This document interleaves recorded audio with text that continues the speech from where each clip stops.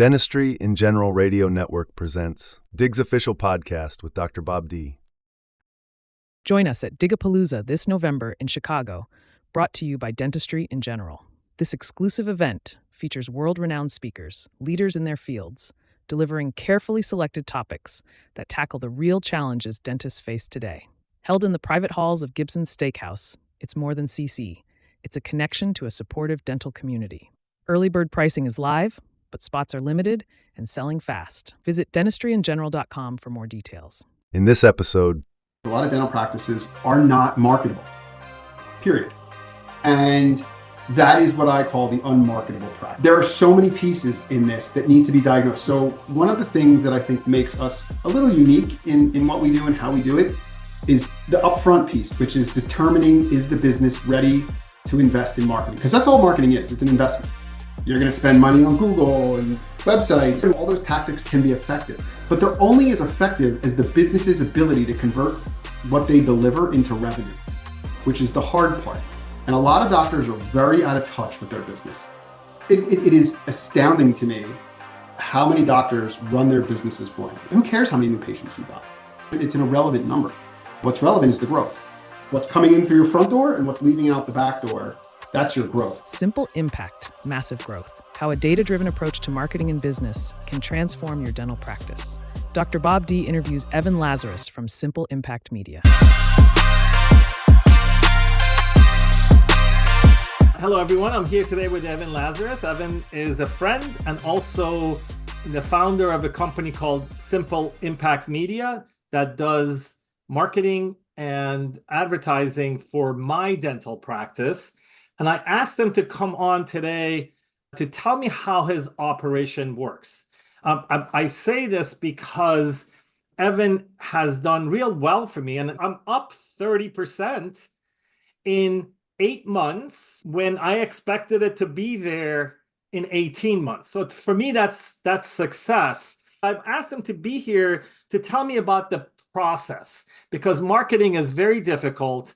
Dentists that are hiring marketing companies and have unrealistic expectations or the wrong processes in their offices, and it hurts everyone when they have that. So tell me, first of all, about your company a little bit, and then tell me how you do this. I know we've had interviews of who you are and what you've done, but I want to get to the meat of the thing, and I want you to tell me how Simple Impact Media markets dental offices. Yeah. I appreciate the time, and I am loving the fact that your business is up 30%, more than you probably realize. The reality of it is because I live in dentistry, I live and I work and I talk to a lot of doctors. I have this great vantage point. Like I can see all these different practices that are heavy in network, fee-for-service modeling, and everything in between. I get a sense over the years that I've been doing this, and my background really is in finance. So I have a very strong, I was a retired hedge fund guy. I've been around in terms of owning, operating, and running businesses. So I think part of the unique perspective that I have is that I don't look at dentistry any different than I would look at owning a restaurant or a taco truck or any other business. Numbers really are great indicators of success, failure, trends, the story. And I get, because a lot of doctors reach out to me, I get the same conversations over and over. I want to grow my business. I want more new patients. I want more butts in seats. These are the common drivers of why a doctor picks up the phone or goes into a Facebook group and says, who do you use for marketing? That's really their sort of the impetus for doing that. What I have learned over time is that a lot of businesses, a lot of dental practices are not marketable, period. They're just not marketable. And a lot of them go on this hamster wheel. I worked with this company and they stink. And then I work with this company and they stink. And I'm sure you, as a moderator of a large Facebook group, hear all of it, have seen all of it. And I think a lot of doctors have unrealistic expectations, meaning they think that this marketing company is just supposed to either drop patients in their chair or turn their $1 million practice into a $2 million practice. And there's so much that goes into it. Businesses that succeed with marketing and practices that do not succeed with marketing, okay? Why does one succeed and one doesn't? Well, there's not one reason, but I will give you some of the key reasons. Some of the key reasons that practices don't really succeed with marketing is because A, they have no measurables. They're not looking at any data points. There's no analytics in the practice. B, there is no efficiency in the business. What does that mean? What it means is the marketing companies, the advertising agencies don't generate revenue for your business. You, the practitioner, generate the revenue. The way the phones are handled, the way people are scheduled, your cancellation no-show rates, your ability to diagnose, your ability to talk about treatment and how to get patients to agree to treatment, and offering different methods of payment so that a treatment can be affordable, and building trust and all of those things. That is how the revenue is generated. And so what I say to people all the time is, if you are a $1 million practice, right? You call me up, you say, Evan, I want marketing, I want more new patients, I want all these things. And I say, what do you tell me about this? Oh, we're $1 million, we did $1 million this year. And you hire me, or you hire some other marketing company. And 12 months then go by, and you're a $1 million practice. You're the same place you were 12 months ago. What are you going to say to the marketing company? Bob, what are you going to say to me? Didn't work, but you didn't work. Hey, buddy, what you're doing isn't working. And that is what I call the unmarketable practice. There are so many pieces in this that need to be diagnosed. So one of the things that I think makes us a little unique in what we do and how we do it is the upfront piece, which is determining, is the business ready to invest in marketing? Because that's all marketing is. It's an investment. You're going to spend money on Google and websites and search and all these Facebook and all these different mediums, right? And they're all good, and all those tactics can be effective, but they're only as effective as the business's ability to convert what they deliver into revenue, which is the hard part. And a lot of doctors are very out of touch with their business. So, and I can show you, I can pull it up on my screen. I run analysis on 1 year of data. So I effectively go in, I pull data out of your practice management softwares, not yours, but other practice management softwares that allow me to do. And we create basically benchmarks. Like, what are you doing in terms of new patient reappointment? What does your growth rate look like? What is your average treatment plan? What percentage of those dollars do you get accepted and scheduled? And it's a great way to basically get a snapshot of a business to determine if putting together a pool of money and investing in all those things is actually going to yield a return on investment. I see doctors, like I had a doctor this morning, no names, reached out to me, and it turns out he's got a negative 6% growth rate. So what that means in plain English is that his active patient headcount is 6% less today than it was a year ago. He's losing patients. He's got a backdoor problem, right? And so I said to him, amongst other issues, he also gets 22% of his dollars presented scheduled, which is very low. So he's not getting patients to agree to treatment, and he's losing patients out the back door. Does that sound like a recipe for successful marketing? No. Right. You're going to plunk a whole lot of money, and you're not going to make any money because you're not going to keep your patients, and you're not getting patients to want to do treatment with you anyhow. That's the biggest lever you can pull in terms of doing more production. New patients doesn't solve that problem. You have new patients, you just have more work. You're now working harder, you're not working smarter. And so we go through a whole diagnostic before we even get to the part of the conversation about SEO or websites or Facebook or this or that, or the tactics. Because those tactics may not be right for you now. And I can tell, because I've been doing this a while, if you're going to have any success with marketing or not. And sometimes in dentistry, the term I use is unconscious incompetence, which all that means is you don't know what you don't know. And so I go through this exercise of doing this business analysis, A, to determine if there's some level of marketability of the business based on what it's doing today, but also to showcase to a doctor owner, like, look, these are areas where you could be more efficient. These are areas where you can grow. Sometimes you can grow a business $100,000, $200,000, $500,000, depending on the size of your business, just by working on your internal processes. It's not a marketing problem. I see lots of businesses that grow 20, 30% just by fixing a few things they sometimes don't know was broken. Great example, about 2 months ago, a doctor I work with who started going through his numbers discovered that his team was doing perio, right? There was a 0% of his active patient population was receiving perio. So I said, you're not doing any scaling root planing, no perio, active perio maintenance. You should be at 15%. In a healthy GP, 15% of the population should be in some sort of perio, plus or minus, depending on your market. And he had 0%. He said, that can't be. I said, that's what I see.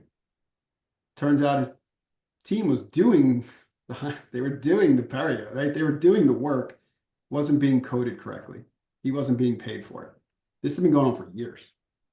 So it was almost $200,000 in found opportunity that they were doing, but weren't getting paid for. He had no idea. So my point is, like, sometimes growth comes from within. Now that's maybe one example, but I have to figure out, I want to win. Me, Evan, my company, I want to succeed. And I will never succeed if I take on a client and say, yeah, I can build your website. And yeah, I can do SEO. And yeah, I can deliver. If you are so broken, if there's so many holes in your boat, because it's never going to translate to revenue. I can make the phone ring more. That doesn't mean you're going to make more money. So if you're $1 million today and you're $1 million in a year, maybe we've got to look at plugging some of those holes. And that's really my philosophy about growing the business, because I don't care what any dentist tells me. If you pick up the phone and you reach out to me, or you send me an email and say, hey, Bob says great things, and I heard, if I don't think I can help you grow the business, we could talk about Google Ads till I'm blue in the face. And they're good and they're effective. But if you've got other issues, at the end of the day, it's really a question of, like, where do I invest my money? I want to grow my business. Everybody thinks marketing is the lever you pull to grow the business. It can be. But there's also other ways to invest in yourself and your team to effectively grow the business without having to go and spend on something that, because ultimately what happens is, and I know you know this, people get sour to marketing. But everybody's entitled to their own opinion. I'm not saying right or wrong. I'm just saying a lot of that stems from your business's inability to take marketing, which is really just engagement, phone calls, website traffic, and turn it into revenue. That's really the genesis of I think what a lot of the problems are. When you're talking about these things, I realize why what you've done for me is successful, even though you had told me that, hey, your phone skills could be better. You're not closing, right? Like, you wanted it to be over 50%, and my team is at 30%, but I know our systems are there after 32 years. I trust my team, and I know even though we are not at that percentage, it's so important that, and I want to say this because I want the younger dentists to think about this. Treat patients with compassion, they will stay with you, right? There's a lot in there. I think it's for me, one of the first things I'll ask a doctor is, what is your goal? But they come to me for marketing. But then I say, what is the goal? What is it you're trying to accomplish? I just want some more butts in seats. I want more new patients. And that's very valid. Clearly, new blood into the system is a big part of how the business works.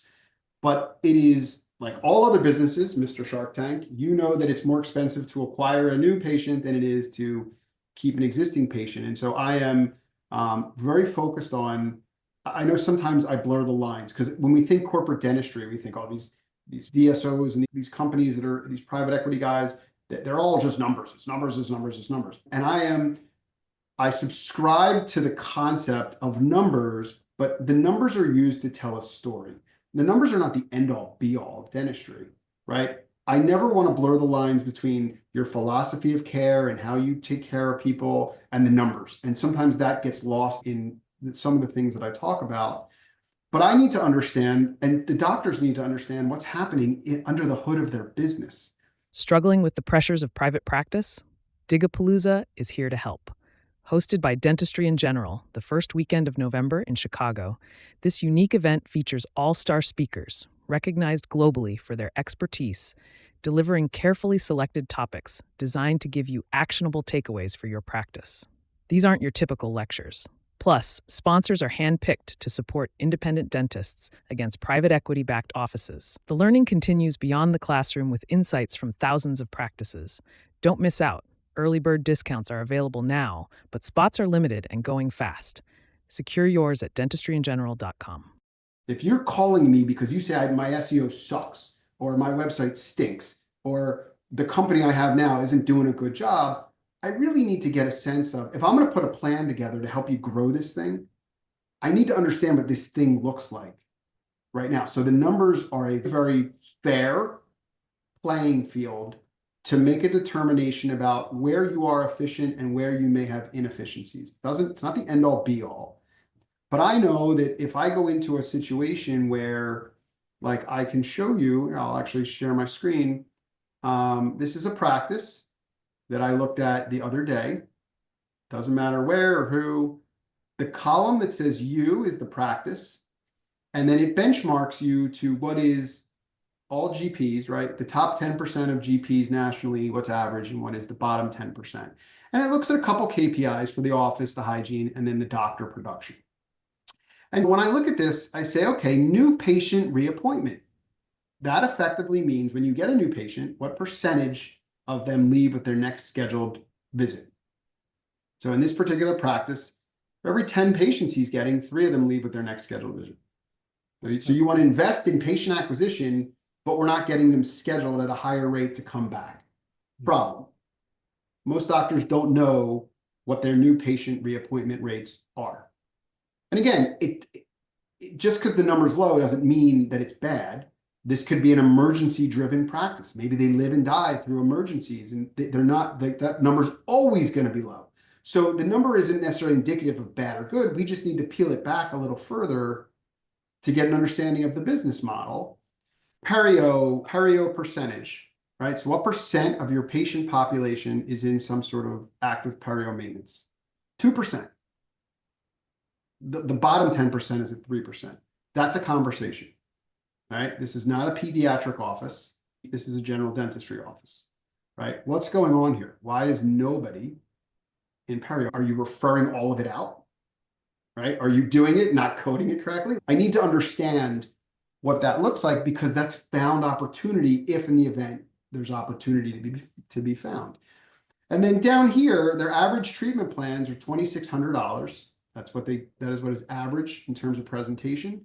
And they're only getting 25% of the dollars scheduled. That number, I think, needs to be closer to 35% or higher. Now, again, there's more to it than just percentage and numbers. We need to understand what your process is. Sometimes doctors make patients do the walk of shame. I'm going to walk you into the treatment coordinator's office and you're going to get locked in a room, and that does not work. I don't believe that's an effective method. Some of these things are very telling about the business, right? -1% growth rate. Your patient population has shrunk by 1% from last year to this year. Why? Do we not have an effective recall process? Are we not getting patients back in? And then I can dive in and do deeper analysis from here, but that's essentially where the conversation begins. I'd never start with SEO. I never start with Google Ads. I never start with the marketing piece, because the marketing piece they're all tactics, right? And the tactics are only going to be as effective as the business itself is in the efficiency of the way they run the business. And that, going back to my earlier about why some practices succeed at marketing, some practices don't. I'm not going to say there's not bad marketing. Yeah, there's bad marketing. There's bad dentistry. There's bad accountants. There's bad lawyers. There's bad marketing. Fact. There's bad everything. But there's also good marketing. And so if all things are equal, we got to look at why some excel, why some practices, like I have a practice that went from $2 million to $7 million. Now that's an anomaly. And they did it tactically, efficiently, invested a lot of time and energy in the team and the process, brought in associates, so it's a lot more production happening there. But that's growth. I have a practice that went from $1.6 million to 2.4 this year. It's not just because of Google Ads. That's a tactic that is facilitating, and then the machine is working effectively. So that's really more my philosophy about growing the business. If your approach is set it and forget it, I got somebody, they're doing something, I'm not sure what exactly they're doing, I just let them do it. you're not doing anything. It's also understand your business. It is astounding to me how many doctors run their businesses blindly. They may be able to tell me what their collections were this month. They might be able to tell me where they're at for the year. They might even be able to tell me how many new patients they think they got this month. But on the other side of that, I'll say, how many did you lose? How many haven't been there in 18 months for anything? That's a lost patient. Right. They'll say, I have no idea. So who cares how many new patients you got? It's an irrelevant number. What's relevant is the growth. What's coming in through your front door and what's leaving out the back door, that's your growth, the difference of those. And so I think it's really important. I can tell you a statistic, it's unproven. It's my own personal belief more than a statistic. I think that doctors that are using analytics, you can grow your business by 10% just by paying attention to the numbers. Right. I firmly believe that. So, that's my philosophy. I am not for everybody. Some doctors don't want to, they just want the vendor that's going to give them the thing and they're going to hope for the best. I'm not a hope, wish, pray guy. It's not a great formula for success, but it takes a willingness, in addition to the why practice succeeds and why it doesn't with marketing, there's also a willingness of the captain of the business, the owner of the business, the doctor owner, the team, to want to grow. Yep, absolutely. Let me ask you this question. Sure. And I don't know that it has a definitive answer, but it is about your practice, right? Something to think about. If you were running the business more efficiently in terms of knowing your numbers and saying, hey, Evan, look, I know my call conversion rate but my new patient phone calls, we're only getting 25 to 30% of those calls scheduled. If I got that number to 50%, if I trained my team and invested in those people that, by the way, are the gatekeepers of your revenue, to be more efficient at what they're doing, and we could see that growth, what do you think that would do to your bottom line?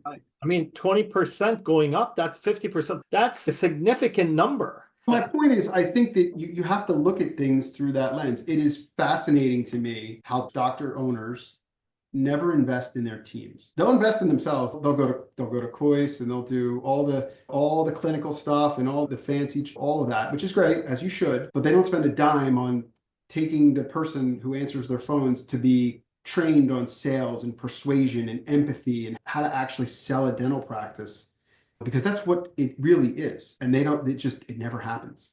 And it's fascinating to me because that's where all the money flows. What percentage of your revenue or any dental comes through the telephone? And they don't have to make things up. The doctor is probably a great doctor. Just talk about that on the phone, right? That's what you're talking about when you say sales. I know that has a negative connotation with I'm not talking about being a used car salesman. I'm talking about speaking to people with empathy and knowing and talking to them in their first name. And you've called a great practice. Dr. Bob is amazing. He changes people's lives. I really want to make sure you get taken care of. I know this is the right place for you. I really want to get you scheduled.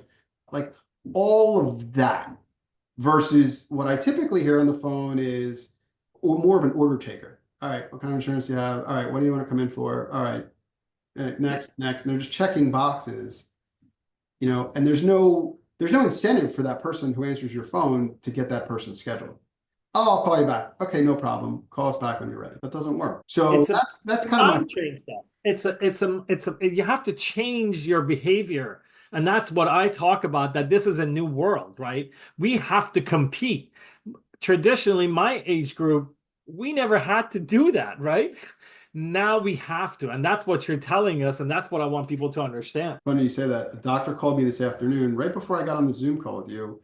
She said, I have been practicing dentistry for 40 years in an area in New Jersey, and I've never had to do any of this stuff. And now there's all these new young dentists in my neighborhood. Nobody's calling me anymore. What should I do? Kind of along the lines of what you're saying, adapt or die. And that's not, again, going back to what my real philosophy is I can help a business grow if they're ready for market. But we have to start with that simple first layer of, is the practice marketable? So I say that to a doctor, is your practice marketable? Their response is, oh, absolutely. I just got this new CEREC machine and I've got an iTero and it's a beautiful space. None of those things matter. They may matter to you, but what I'm looking at is, can you take opportunity and turn it into revenue? Can you handle does it make sense to go out and spend money on patient acquisition? Are you keeping those patients? What are they worth to you? What is your annual patient value, right? Because if you know that a patient over the first year of the life in the practice is worth $1,000, and I say to you, look, it's costing you $200 to get the patient in the chair, but they're worth $1,000, what are you going to say to me? 5 times. Let's do it. Let's do it every day and twice on Sunday. That's what you should say, right? Until you hit a point of diminishing return. But that's all this conversation really is. This is not rocket science. I think we make it out to be harder than it really is. The hard part is getting a handle on those numbers. How do we know what our numbers are? If you were to take a poll in your group and say, what percentage of you know what your annual patient value is? What do you think the percentage would be? Less than 10%. Easily less than 10%. Some people might say they know and they make it up. I've heard a lot of made up numbers because they think they know, like they have this like intuition, but most people don't know. And I think that you're going to go into a conversation about marketing. If you don't know what your patients are, the value of them, how do you know whether or not how are you going to judge whether you're getting a good return on it? The mindset of, I got 20 new patients last month, so I want 30 is really not how you judge marketing. I know that's how a lot of people think. I just look at how many more new patients we're getting. That doesn't really mean a whole lot. You want to work harder or you want to work smarter? I'd rather have more valuable patients, do more comprehensive dentistry, make more money, have a better quality of life, than churn. Nobody's saying yes to treatment. I'm not making any more money, doing more work, kind of the way I see it. Hey, I want to thank you for doing this for us, and hopefully we can do this once a quarter. You come and tell us some gems, and we can. Do you have anything to say at the end? Well, thanks for having me. I always love the banter with you. It's always a good time. I would say if anybody's interested, just reach out to me. It's evan@simpleimpactmedia.com, or you can visit me at simpleimpactmedia.com, the website, or you can fill out a form. And I'm happy to chat, especially the DIG people. I think they're great. I think it's a great group, and I want to be able to add value. Yep, I appreciate it. Yeah, the link will be in the caption for the video. Thank you very much, Evan. Thanks, Bob. Have a great night. That's a wrap, but your journey continues at DIGRN this November in Chicago. Presented by Dentistry in General, this event connects you with world-class speakers, sharing insights you won't find anywhere else, and delivering carefully selected topics to help you grow clinically and professionally. Early bird pricing is available, but spots are limited and selling quickly. Elevate your skills and expand your network. Visit dentistryingeneral.com to register now. This has been a production of Dentistry in General Radio Network. Visit our website, dentistryingeneral.com, to join engaging clinical and business conversations, explore our dental podcasts, and stay updated on our upcoming live event.